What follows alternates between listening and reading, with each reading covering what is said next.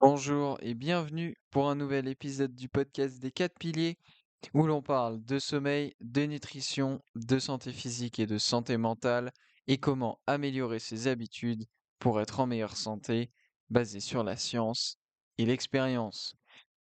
Je suis Baptiste Asson et je suis un étudiant pour la vie qui partage les choses que j'apprends concernant la santé pour en faire bénéficier le plus grand nombre gratuitement et rapidement.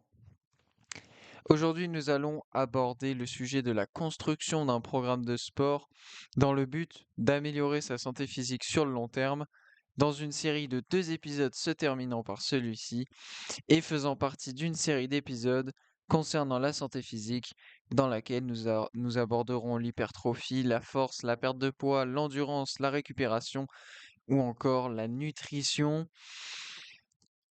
On continue donc cette série qui dure depuis plusieurs mois maintenant, depuis septembre, je crois qu'on y est dessus, depuis le mois de septembre et le tout premier épisode hein, sur évaluer et améliorer sa santé physique. Depuis tous les épisodes, alors si vous êtes sur YouTube, tous les épisodes sur la santé physique sont donc les épisodes avec une miniature jaune et tous les épisodes depuis celui-ci font partie de cette série et donc eh bien on en ajoute un aujourd'hui avec le second épisode sur la construction d'un programme de fitness, un programme d'entraînement. Je rappelle que dans le premier épisode, nous avons vu les 10 étapes pour construire un bon programme d'entraînement, un programme qui tienne la route et qui soit en accord avec vos problématiques d'emploi du temps, etc., de matériel, tout ça. Donc je vous invite à aller écouter ce premier épisode si vous ne l'avez pas fait pour comprendre la discussion du jour. Et pour rappel aussi, dans l'épisode précédent et puis pour ces 2 épisodes-là, on se base sur, eh bien, un programme, construit par le professeur, le docteur Andy Galpin, qui, voilà, a déjà entraîné de très nombreux, athlètes professionnels et et amateurs, mais semi-professionnels quoi, hem, aux États-Unis, notamment. Et donc, on s'était quitté la dernière fois après les 10 étapes en parlant, un peu de proprioception, et de l'importance de pouvoir faire, des sports, enfin de faire des activités en extérieur, comme, marcher, enfin faire de la randonnée, du trail, ce genre de choses, pour la proprioception plutôt que, de ne faire que de la course à pied sur tapis et cetera, donc on s'était quitté sur ça après les 10 étapes.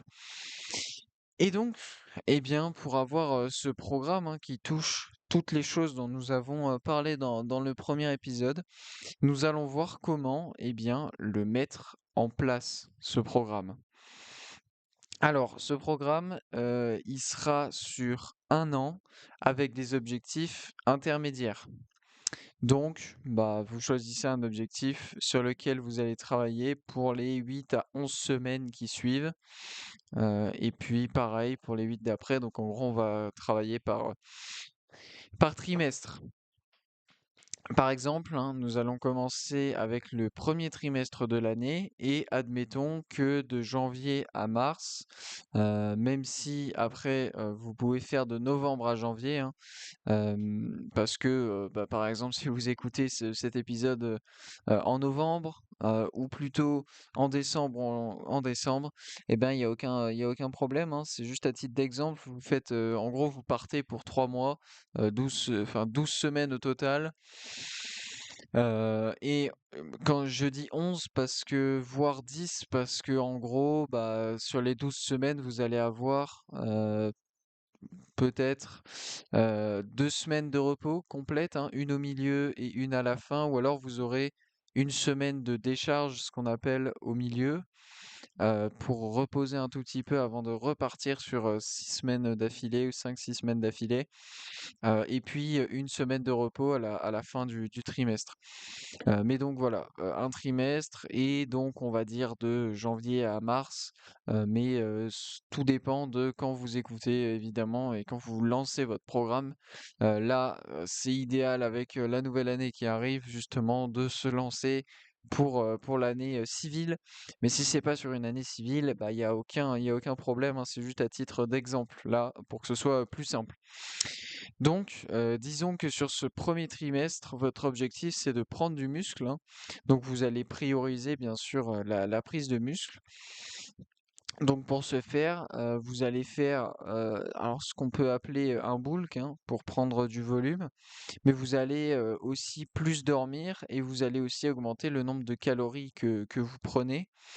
Euh, alors, si vous suivez un régime carnivore, hein, ça va plutôt être le ratio protéines-graisses que vous allez peut-être changer plutôt que les calories. Les calories, c'est pas vraiment l'unité de mesure la plus appropriée parce que le corps humain n'est pas une locomotive, hein, on n'est pas une machine, on n'est pas un moteur à combustion, on est plutôt un moteur chimique, donc les calories, ça n'a pas vraiment de sens.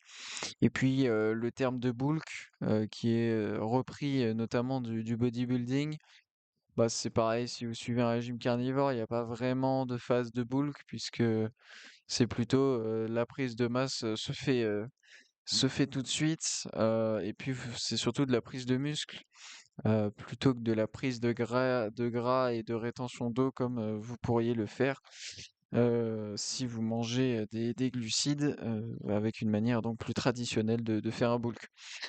Admettons maintenant que pour atteindre cet objectif, hein, vous avez 7 séances de prévues par semaine.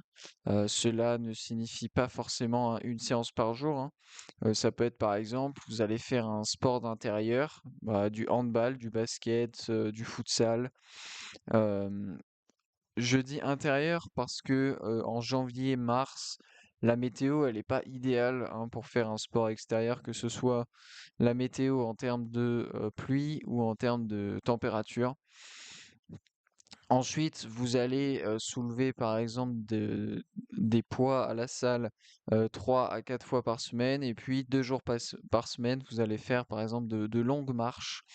euh, de longues marches pour bah, être en extérieur justement, pour passer du temps en extérieur parce que c'est pas parce que il fait moins beau et moins chaud qu'il faut passer tout son hiver enfermé. Non, non, il faut sortir tous les jours quand même. Donc vous allez faire ça pendant 8 à 11 semaines et puis vous prendrez hein, une semaine de décharge ou de pause à la fin, donc des vacances ou, comme je le disais, une réduction de volume, d'intensité.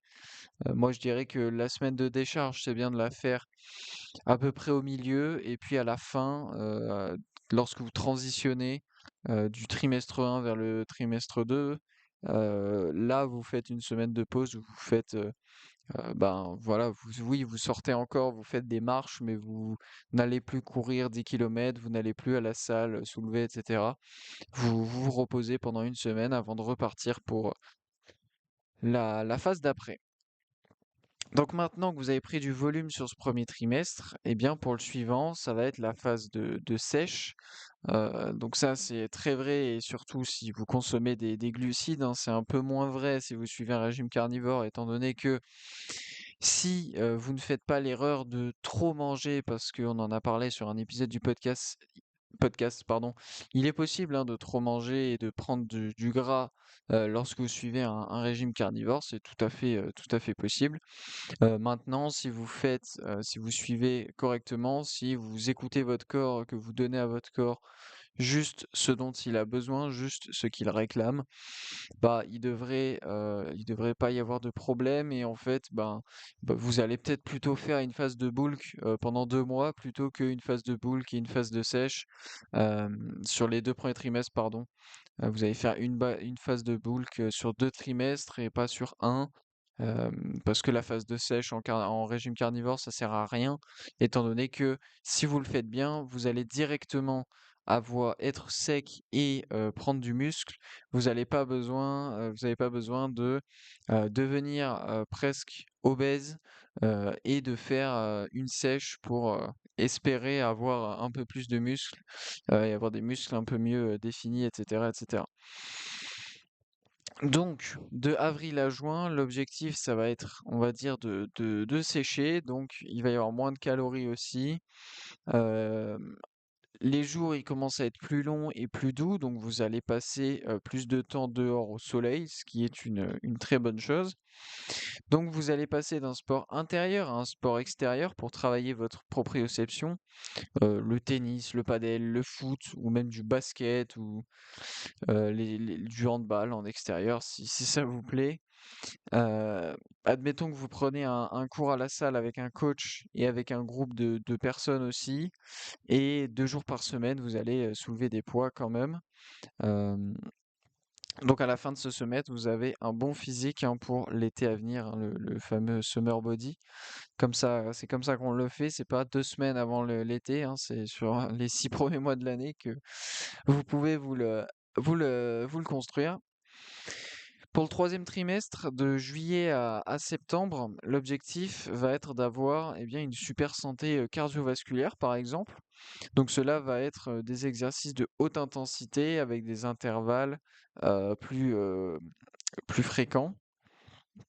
Garder un nombre de calories pour maintenir en fait votre masse musculaire, donc ne pas être euh, enfin ne pas ouais, trop consommer et ne pas rester avec le déficit calorique. Donc ne pas être en surplus ni en déficit calorique, voilà, rester avec le nombre de calories qui vous permet de maintenir votre masse musculaire et votre masse corporelle. Vous allez continuer donc à faire des sports en extérieur, mais vous pouvez changer par rapport au trimestre précédent, ou peut-être que vous en faites deux différents, un par semaine pour chacun. Vous passez ainsi plus de temps dehors, hein, ce qui est génial vu la période de l'année, qui s'y prête à merveille, bien sûr. Vous allez aussi faire des exercices donc de haute intensité, en plus de la haute intensité qui peut être fait dans vos sports extérieurs, hein, avec des sprints, etc. Donc ces exercices-là de haute intensité, ça peut être de l'air bike, hein, donc le vélo avec l'énorme ventilateur là, ou des sprints en montée 2 fois par semaine. Et pour finir, hein, toujours 2 séances de musculation à la salle, parce qu'il faut quand même continuer de soulever du poids et des haltères chaque semaine, c'est très important. Vous le savez, de maintenir une masse musculaire suffisante. Et puis pour éviter de perdre tout ce que l'on a construit au début de l'année. Donc, enfin, pour le dernier trimestre de octobre à décembre, eh bien, admettons que nous allons continuer à faire du travail cardiovasculaire, mais faire un travail différent de celui qui a été fait sur le trimestre précédent, en faisant de l'endurance longue durée. Et comme ce type, pardon, d'entraînement, il dépense un peu plus d'énergie que la résistance, vous allez augmenter un tout petit peu votre apport calorique. Donc avec les températures qui diminuent, vous allez transitionner de nouveau vers un sport d'intérieur, hein.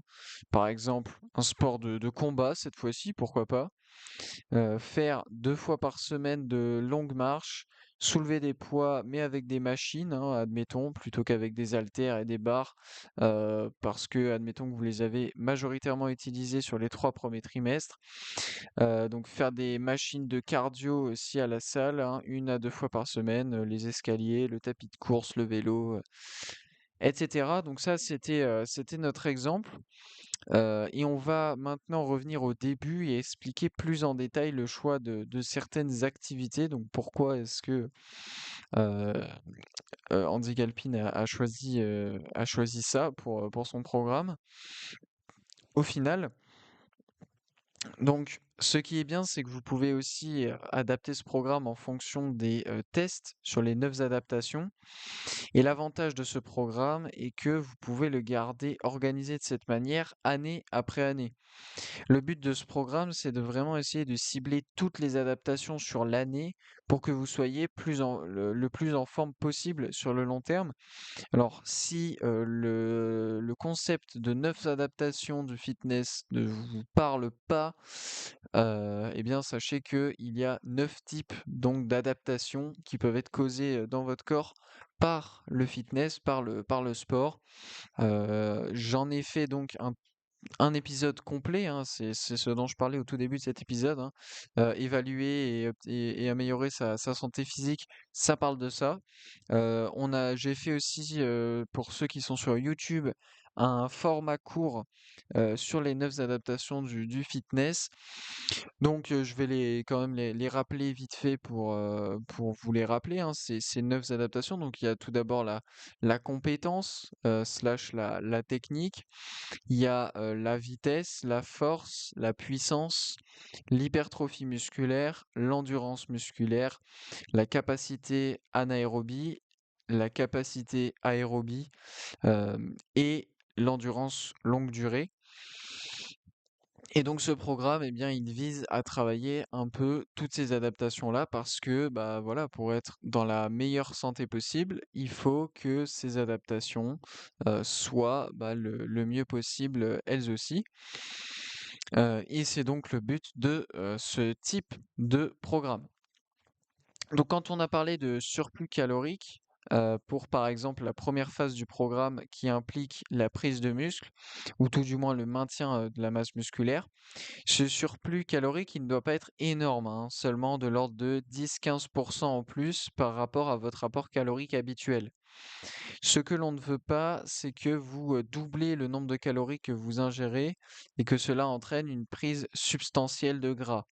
Le but, c'est de prendre plus de masse musculaire que de masse graisseuse, évidemment. Ce qui est, encore une fois, bien plus facile à faire lorsque vous suivez un régime carnivore que lorsque vous suivez un régime riche en glucides. Ce programme, il essaie de s'adapter à la plupart des personnes en mettant en avant des activités et des demandes en calories en accord avec ce que la plupart des personnes font dans tous les cas. Un léger surplus calorique en fin et en début d'année, donc en automne et en hiver, hein, quand il fait froid, et un peu moins de calories quand les températures sont plus agréables et que l'on sort plus. Cela vous permet donc d'optimiser vos résultats sur toute l'année. L'avantage aussi que peut présenter ce programme est que les différentes phases ne durent que 3 mois, ce qui est au final assez court pour se motiver à poursuivre, à ne pas abandonner, surtout donc si on a un petit coup un petit coup de moins bien à un moment donné. De plus, commencer son année avec l'hypertrophie, bah, c'est génial, hein, car contrairement à l'endurance, les résultats, ils se voient assez vite pour l'hypertrophie, ce qui donne un gros boost de motivation dès le début de l'année, aux côtés des nouvelles résolutions que vous pourriez avoir mis en place. Tout simplement parce que lorsque vous allez à la salle, hein, ben, déjà vous pouvez voir et ressentir physiquement les changements assez rapidement. Et surtout, vous pouvez en voir certains en temps réel grâce à la congestion musculaire, hein, quand vous êtes directement à la salle. Quand vous faites un exercice pour vos jambes ou pour vos bras, et que derrière vous pouvez vous regarder dans le miroir, ben, vous voyez la congestion de vos muscles, de vos groupes de muscles, qui rendent vos muscles plus gros et qui vous donnent en fait un ordre d'idée de à quoi est-ce que vous pouvez ressembler dans un futur assez proche. Et donc ça, voilà, ça donne vraiment un retour positif et un boost et un boost de motivation. Et c'est donc très bien de faire ça au tout début de l'année, comme ça peut enfin, ça vous permet de pouvoir continuer comme ça.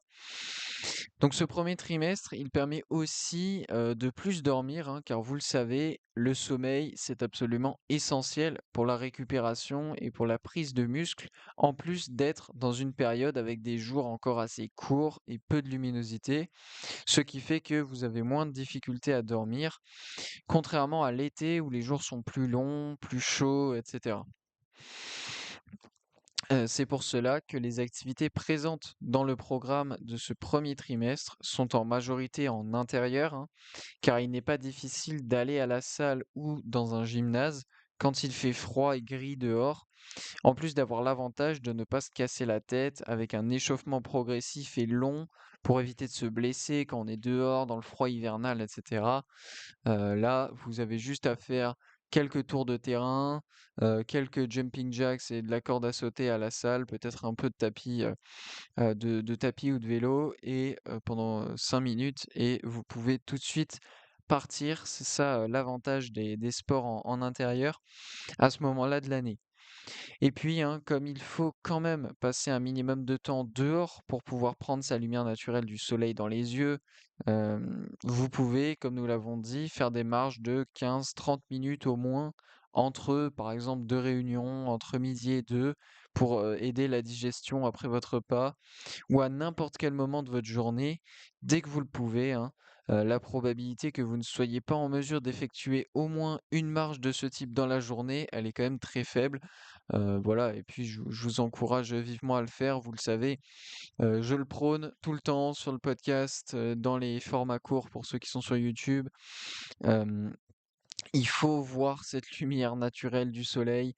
Hem, voilà, il faut la voir le matin, il faut la voir le soir, dans la soirée, mais c'est aussi, très intéressant de la voir tout au long de la journée, heu, parce que ça vous fait du bien mentalement, ça fait du bien à votre physiologie, à votre métabolisme, et bah, sur le long terme, ça aura des bénéfices et voilà, tout le monde a l'occasion de sortir pendant quelques minutes tous les jours, même pas forcément en une seule fois, hein, mais plusieurs fois dans la journée, bah, pour aller dehors et prendre sa lumière naturelle du soleil. Et comme l'été, c'est souvent une période où la plupart des personnes veulent avoir un bon physique, peu importe, hein, votre définition d'un bon physique, hein, c'est strictement personnel ça. Eh bien, le trimestre 2, allant d'avril à juin, c'est celui où vous mettez en forme votre corps pour l'été qui arrive, avec éventuellement un léger déficit calorique, encore une fois de l'ordre de 10-15 comme pour le surplus calorique. Et encore une fois, je le rappelle, si vous suivez un régime carnivore, en général, vous n'aurez pas besoin de faire ça. Du coup, vous pourrez potentiellement faire de, l'hypertrophie musculaire pendant les 6 premiers mois de l'année, donc sur deux cycles. Hem, mais voilà, après tout dépend de la manière dont vous avez envie de procéder. Les jours, se rallongent, donc c'est l'occasion de passer plus de temps en extérieur, hein, pour faire, du vélo par exemple, des sports nautiques, des randonnées et cetera. Les cours de f le cours de fitness qui a été incorporé, il est là pour vous faire changer votre manière de travailler, hein, notamment si vous faisiez vos séances de musculation seul, cela vous permet d'être avec des gens et d'avoir des interactions sociales, et cela vous donne quelque chose de nouveau auquel penser. Ça vous fait changer de lieu, c'est un peu plus contraignant que de faire ces séances de musculation tout seul, hein, car il y a des horaires à respecter, mais cela va sans doute vous plaire aussi. Et puis, comme toujours, ben, vous testez et puis si ça vous plaît pas, si ça vous déplaît trop au bout de 3-4 semaines, voilà, vous pouvez arrêter et tester autre chose. Mais comme ça, au moins, vous serez, fixé sur est-ce que ça vous plaît ou est-ce que ça vous plaît pas? Faut pas partir du principe que ça va immédiatement vous déplaire. Il faut quand même rester ouvert quoi à l'expérience, voilà, être un peu, comme je le dis, un étudiant pour la vie et vouloir, bah, apprendre de nouvelles choses, voilà, sur soi-même aussi, c'est important, hein, pas forcément apprendre que des nouvelles choses sur la santé, mais apprendre des nouvelles choses sur soi-même. Peut-être que vous allez découvrir que certaines choses vous plaisent alors que vous n'auriez jamais pensé que c'est possible. Et on garde tout de même, hein, bien sûr, 2 fois par semaine des entraînements où vous soulevez des poids et où vous êtes en total contrôle des exercices, des séries, des répétitions et du timing. Et enfin, faites en sorte de vous assurer que vous travaillez n'importe quel mouvement ou groupe de muscles qui sont importants à vos yeux, hein, selon vos objectifs. Bien sûr, si vous faites par exemple du tennis, ben, ça peut être très intéressant de travailler l'explosivité de vos jambes, la force de vos bras, etc. Voilà, pour les services, pour les courses, etc., etc. Pour ce qui est de l'été, hein, vous allez, comme nous l'avons dit, vous concentrer plus sur le cardio et vous remettre bien en forme de ce point de vue-là en poussant vos BPM assez haut. Et vous allez aussi augmenter donc les calories, hein. Cela est généralement le cas, hein, pour la plupart des personnes, étant donné qu'il y a les grosses vacances, les vacances d'été à ce moment-là. Donc en vacances, on a généralement plus tendance à faire de gros repas. Le but, c'est de passer beaucoup de temps en extérieur, hein. Faites si vous le pouvez et ou si vous le voulez, tous vos entraînements dehors ou du moins une grande partie de vos entraînements dehors. Ça va être le moment de bouger, de faire des sprints, de nager, de faire des mouvements moins ordonnés que ceux qui ont été performés avec les machines sur les mois précédents. Et vous allez quand même, hein, aller à la salle 2 fois par semaine pour éviter de perdre en force et en masse musculaire et pour éviter de perdre tous les progrès, réalisés déjà sur la première partie de l'année. On en a parlé, hein, 2 séances par semaine, ça doit être suffisant pour pouvoir faire, les 10 séries de travail sur chaque groupe de muscles, qui vous permet donc de maintenir votre masse musculaire et du coup, ça vous permet aussi de maintenir votre force. Pour le dernier trimestre de l'année, hein, les jours sont plus courts, hein, ils ont déjà commencé à raccourcir sur l'avant-dernier trimestre. La météo, elle n'est pas toujours au rendez-vous, hein, donc vous allez repasser sur des sports en intérieur. Vous pouvez, comme nous l'avons déjà évoqué, hein, conserver les mêmes sports toute l'année, hein, comme par exemple le basket, la natation, et simplement passer d'intérieur à extérieur et d'extérieur à intérieur. Euh, et vous pouvez faire ça, bah, 2 fois par semaine, par exemple. Donc, par exemple, ouais, 2 fois du basket ou 2 fois de la natation ou une fois du basket, une fois de la natation, ça dépend, ce que vous faites. Bref, vous avez compris. De même, hein, au lieu de faire votre travail de haute intensité sur une piste, vous pouvez le faire sur des machines en intérieur, pour plus de confort et de sécurité. Et comme, le focus, il est sur, l'aspect, cardiovasculaire encore, sur l'endurance, vous ne faites plus, qu'une seule séance par semaine de musculation, pour maintenir, votre masse musculaire. Et enfin, encore une fois, pour continuer de sortir, malgré le froid, bah, vous pouvez aller faire encore et toujours des marches de 15-30 minutes, au moins 2 fois, dans la semaine. Mais idéalement, bah, tous les jours, hein, parce que c'est pas parce qu'il fait froid qu'on peut pas mettre des gants, un manteau, le bonnet, la combinaison de ski si vous avez envie, je m'en fiche, mais c'est pas parce qu'il fait froid qu'on peut pas sortir, c'est pas parce qu'il pleut qu'on peut pas sortir, c'est pas parce qu'il y a du vent, et cetera. Bref, peu importe la météo, on peut presque toujours sortir évidemment. Si le vent souffle à 200 km/h, je comprends que vous ne sortez pas, mais c'est quand même assez rare, ne nous mentons pas. Donc tous les jours de l'année, bien sûr, sortir, et puis sortir un peu plus longtemps pour aller faire des marches, et cetera. Heu et bien sur certaines phases de l'année comme on l'a décrit là, plutôt que sur d'autres, hein, donc plutôt, sur les phases hivernales et automnales, plutôt que printanières et estivales, puisque là vous aurez déjà tendance à être beaucoup plus dehors, qu'à l'accoutumée. Et puis, hein, comme je l'ai dit, à la fin de chaque trimestre, vous prenez une semaine de pause complète ou partielle.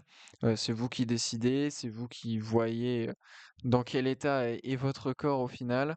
C'est très important, hein, de faire ces pauses ou du moins de diminuer grandement le volume, car ça ne représente que 4 semaines au final dans l'année, sur les 52 qu'il y a. Donc ça va aller et ça vous permettra de tenir sur le long terme et votre corps, il vous remerciera de ces pauses. Faut pas le surentraîner parce qu'après sinon ce sera pas des pauses de une semaine que vous serez obligé de faire, mais de plusieurs mois, et autant vous dire que pour votre santé physique sur le long terme, ce sera pas bon. Donc, comme je l'ai dit, vous pouvez donc, voilà, soit vous faites une pause complète, donc plus du tout de sport. Alors oui, vous marchez encore et vous bougez encore, hein, encore heureux, mais plus de sport intense, et cetera, pendant une semaine complète. Ou alors vous réduisez la simplement, vous réduisez le volume, l'intensité, etc. de ce que vous faites pendant une semaine pour laisser le temps à votre corps de se reposer. Et une autre approche, de ces pauses que vous pouvez faire, c'est d'en faire une au milieu d'un trimestre, comme je vous l'ai dit. Donc, vous y allez aussi fort en gros que vous le pouvez sur les 5 premières semaines du trimestre, en augmentant le volume ou l'intensité de 7% maximum à chaque séance. Puis sur la semaine 6, vous faites tous les exercices avec 70% de votre charge de travail utilisée à la semaine 5. Puis vous repartez pour 5 semaines à fond. Et la dernière semaine, la semaine 12, vous ne faites quasiment plus rien. Vous faites une coupure complète, une vraie pause d'une semaine. Donc ça, c'est ce que je disais un peu plus tôt. Voilà. Il y a différentes approches, hein. Soit vous faites 11 semaines d'affilée et la 12e, vous faites une pause partielle ou complète. Soit vous faites 5 semaines d'affilée, une semaine de décharge, donc c'est pas une semaine de pause, c'est une semaine où vous faites un peu moins. Et puis ensuite, après ça, vous repartez pour 5 semaines. Et puis derrière, là, vous faites une semaine de pause. Donc, ce programme, il vous permet de mélanger plein de types de mouvements, plein de types d'entraînement, plein de types d'intensité. Il vous permet d'avoir beaucoup de variété et le fait d'avoir beaucoup de variété fait que bah il y a beaucoup moins d'ennuis. Et puis c'est toujours cool de pas faire la même chose tout le temps, à part si on adore vraiment ça. Mais c'est très intéressant tout simplement parce que bah au bout des 12 semaines, vous savez qu'en fait, vous allez changer votre programme qui va être un peu différent et du coup, vous êtes un peu excité parce que la nouveauté, c'est toujours cool. Mais restez par contre vraiment sur des programmes qui durent 12 semaines. Ne changez pas toutes les 3 semaines, 4 semaines. Voilà, ne changez pas en cours de route, etc. Une fois que vous avez un programme pour un trimestre, restez avec ce programme pour ce trimestre parce que c'est pas si long que ça, 3 mois, ça passe assez vite. Et puis, si ça vous plaît pas, de toute façon, vous ne referez plus ce programme-là dans le futur et le problème sera réglé. Donc voilà. De surcroît, au moins une fois par an, essayez de faire les tests sur les 9 adaptations, tests que l'on a vus en détail, dans l'épisode du podcast «Évaluer et améliorer sa santé physique». Je vous ramène toujours à celui-là. Disons par exemple sur la dernière semaine de décembre, juste avant de partir en vacances pour votre semaine de pause de fin de trimestre. Comme ça, vous revenez au début de l'année suivante avec de nouvelles cibles et de nouvelles objectifs et donc potentiellement un programme légèrement modifié. Voilà, donc faire les 9 adaptations, ça peut être intéressant. Alors, maintenant, on va faire une petite section sur l'entraînement et les défis de la vie, et notamment le manque de sommeil et les maladies. Donc des questions que vous pouvez vous poser, c'est devez-vous continuer à faire de l'exercice si vous avez passé une très mauvaise nuit de sommeil, ou alors devez-vous continuer à faire de l'exercice si vous sentez que vous allez très prochainement être malade, par exemple la gorge qui commence à gratter fortement. Et enfin, devez-vous continuer à faire de l'exercice si vous êtes malade? Par exemple, un rhume sans fièvre, pas une grippe, bien sûr, si vous êtes collé, si vous êtes scotché au lit, bien sûr, la réponse est non. Mais si c'est une petite maladie telle qu'un rhume sans fièvre, devez-vous continuer à faire de l'exercice? Nous en reparlerons bien plus en détail dans l'épisode pardon, concernant la récupération. Alors, il y en aura deux épisodes concernant la récupération. Mais la réponse rapide, c'est que cela dépend de la phase d'entraînement dans laquelle vous êtes. Voilà. Alors, pour le manque de sommeil, il faut en premier lieu savoir si c'est juste une mauvaise nuit de sommeil, auquel cas nous verrons des méthodes et des techniques que vous pourrez faire afin de vous sentir mieux lors de vos séances dans l'épisode sur la récupération. Donc, pour une seule mauvaise nuit, vous pouvez continuer à vous entraîner comme d'habitude, il n'y a pas de souci. Si en revanche, vous constatez une tendance se mettre en place 4 mauvaises nuits sur les 5 dernières ou 6 mauvaises nuits sur les 9 dernières, ce qui commence à faire beaucoup, bah, vous allez devoir faire quelques changements pour vous aider à récupérer. Et ben, cela inclut par exemple des séances d'entraînement modérées, aller dans un sauna, faire des exercices respiratoires et des exercices de mobilité, faire du vélo à 50, donc grosso modo, faire une activité assez restauratrice qui vous donne de l'énergie, mais qui ne vous demande pas de gros efforts, hein. Donc le vélo, c'est du vélo à la salle, quoi. C'est pas du vélo en étant dehors, en sortant, c'est le vélo statique à la salle, tranquillement, quoi. Donc vous pouvez faire ça. Après, c'est vrai qu'il y a des fois, après une seule mauvaise nuit, si vraiment la nuit a été très très courte, etc., peut-être que là, vous êtes vraiment trop fatigué et vous n'y allez pas. Juste sachez que vous pouvez continuer. Mais après si vous sentez pas, moi ça m'est déjà arrivé aussi, heu, pas ça m'arrive vraiment très peu souvent, mais quand ça m'arrive, bah, généralement, je prends le jour de repos. Je vais juste, faire une longue marche dans la journée plutôt que de faire une activité, sportive intense. Comme ça, je suis sûr que je risque pas de me blesser et cetera et tout va bien. Pour la seconde question, hein, si vous commencez à vous sentir malade, il peut être intéressant de partir sur la deuxième option du manque de sommeil, hein, c'est-à-dire faire des activités restauratrices, et ce, peu importe quelle activité physique, que ce soit la salle de musculation, la nage, la course, etc.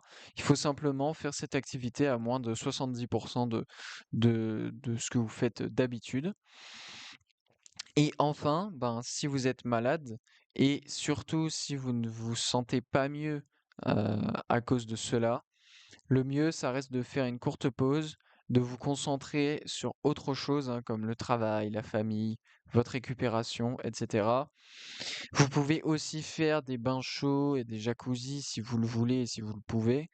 Et puis vous pouvez dormir, dormir plus, hein, si vous vous sentez fatigué, car si cela peut vous permettre de récupérer ne serait-ce qu'une demi-journée plus vite, bah, c'est très bien, et c'est toujours ça de gagner. Donc voilà pour ces 3 points, pour ces 3 questions entre le manque de sommeil, et la maladie. Encore une fois, je tiens à préciser, hein, que le programme sur l'année que je vous ai partagé, il est très flexible. Vous n'êtes pas obligé de le suivre à la lettre et je dirais même que ça n'est pas ce que je vous recommanderais de faire pour la simple et bonne raison que tout le monde a des objectifs différents. Donc si vous voulez par exemple travailler plus votre force, faites-le. Ou si votre priorité c'est de perdre du poids, bah, vous allez peut-être avoir 2 trimestres dédiés à cet objectif dans votre année en fait. Vous devez adapter ce programme en fonction de vos priorités du moment et des adaptations que vous voulez engendrer. Après, il faut tout de même aussi penser au moyen et au long terme, et dans quelles conditions physiques vous voulez être sur ces moyens et long terme. Mais vous pouvez, à votre gré, changer l'ordre des trimestres, l'adaptation générée, etc., autant que vous le voulez, tant que cela vous permet d'atteindre vos objectifs sur les courts, moyens et long terme, et que s- quand même vous gardiez un programme qui travaille globalement les 9 adaptations, au moins un tout petit peu, parce que bah, c'est important d'avoir ces 9 adaptations à un niveau respectable. S'il y en a une qui est vraiment trop en retrait par rapport aux autres, vous risquez d'en pâtir. Admettons maintenant que vous n'ayez que 3 jours par semaine de disponibles pour faire de l'exercice, hein. Vous pouvez envisager par exemple le programme suivant.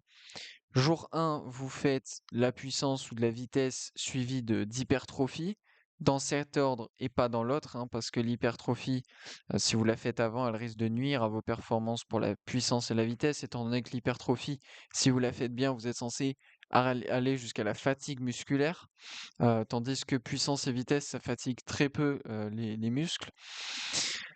Le deuxième jour, vous faites par exemple de la pure force en début de séance, puis vous finissez sur des exercices qui font monter très haut votre rythme cardiaque, hein. Donc vous faites de la capacité aérobie ou anaérobie, ou toute activité vous amenant à avoir des BPM très élevés. Et puis le troisième jour, vous faites de l'endurance longue durée.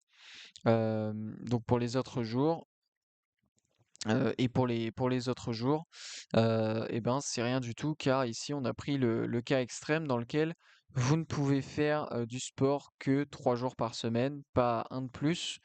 Bien entendu, si vous êtes en mesure de faire du sport, sur plus de jours, nous allons voir dans la suite de cet épisode comment on peut organiser, sa semaine pour optimiser, un peu plus encore les gains.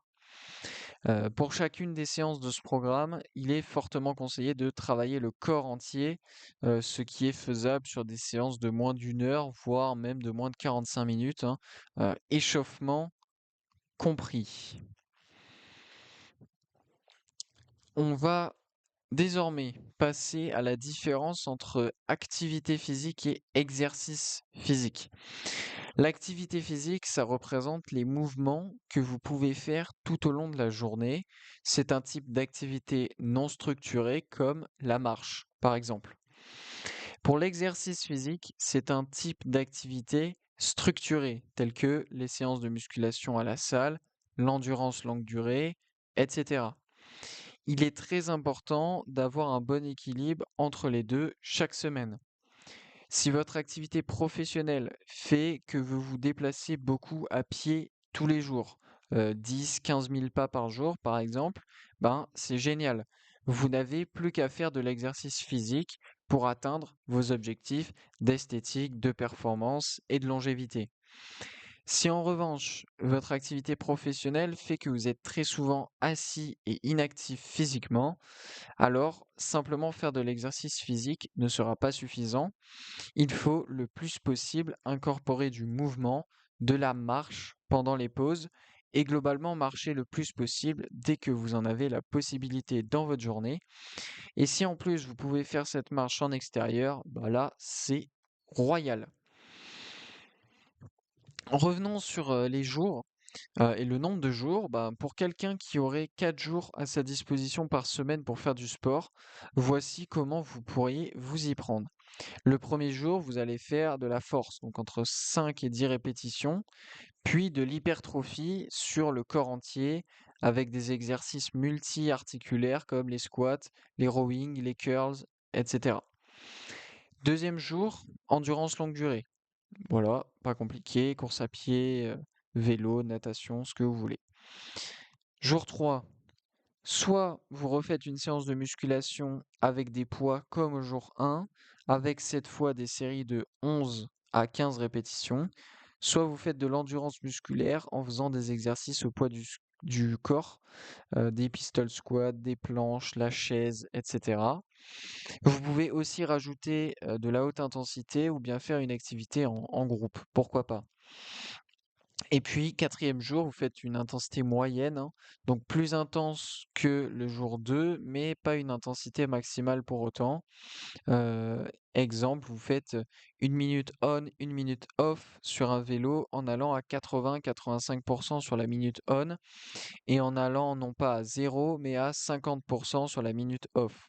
Donc vous pédalez à 80-80% de votre max pendant 1 minute et sur le temps de pause, eh bien, vous pédalez à 50%, mais du coup, vous continuez quand même à pédaler, ce qui fait une intensité modérée, plutôt que quand vous faites de la capacité anaérobie, par exemple, où vous allez pendant 1 minute aller à fond, à 100%, et sur la minute d'après, vous allez complètement arrêter, être à 0%, le temps de reprendre votre respiration. Et ben, vous finissez cette séance hein, avec 5 à 6 minutes à votre rythme cardiaque maximal, soit en faisant les 5 à 6 minutes sous la forme de séries de 30, 45 ou 60 ou même 90 secondes de travail maximal pour le même temps de repos, soit en faisant les 5 à 6 minutes d'une seule traite, en faisant une demi-fond par exemple. L'avantage de ces 2 programmes, hein, que l'on vient d'aborder, le 3 ou 4 jours d'exercice, par semaine, c'est qu'ils sont très flexibles.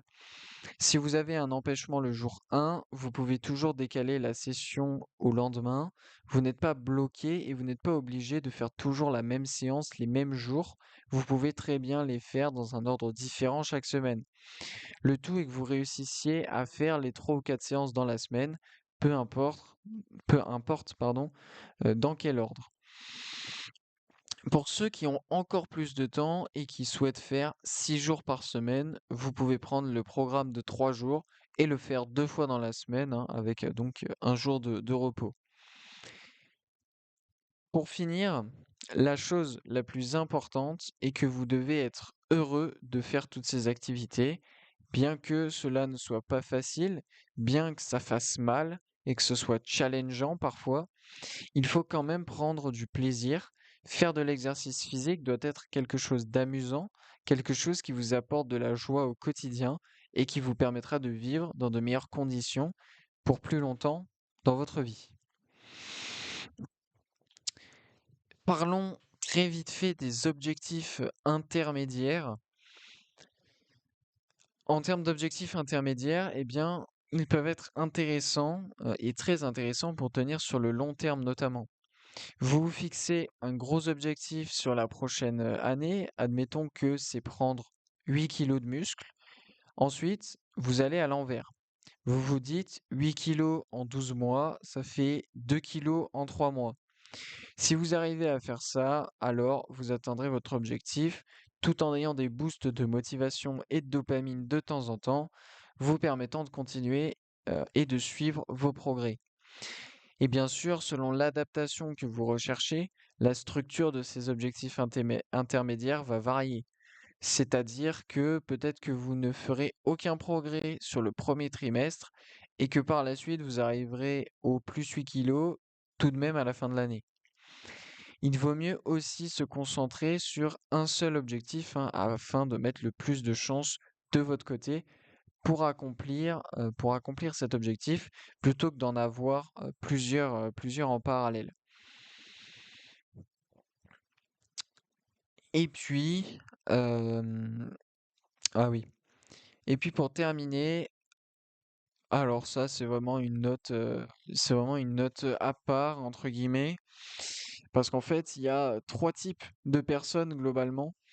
Ça j'aurais peut-être pu le mettre au début de cet épisode, mais bon bref.